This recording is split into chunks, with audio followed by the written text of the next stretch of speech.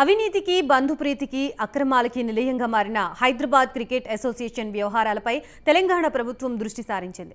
HCA వ్యవహారంపై సభ్యులు అడిగిన ప్రశ్నలకి మంత్రి శ్రీనివాస్ గౌడ్ సమాధానమిచ్చారు.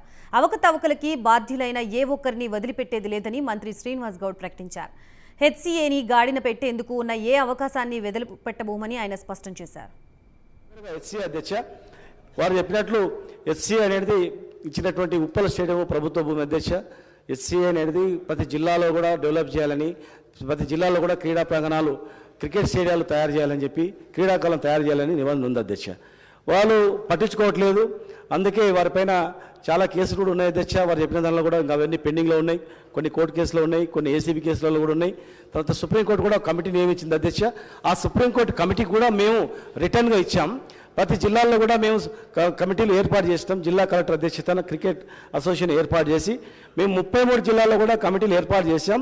వీళ్ళకు కూడా అక్కడ ఓటక్కి ఇవ్వండి అని చెప్పి కూడా ఇవ్వడం జరిగింది. అది ప్రతి సందర్భంలో కూడా అక్కడ కోఆర్డినేషన్ కరెక్ట్ కనపడట్లేదు. హెచ్సీ అనేది అస్తవ్యస్తంగా మాకు కూడా కనిపిస్తూ ఉంది. ప్రభుత్వం ఖచ్చితంగా వారిపైన దృష్టి పెడుతుంది. తప్పు చేసినటువంటి వాళ్ళపైన చర్య ఉంటుంది. కేసులను కూడా మేము పరిశీలిస్తాం. తప్పు చేసినటువంటి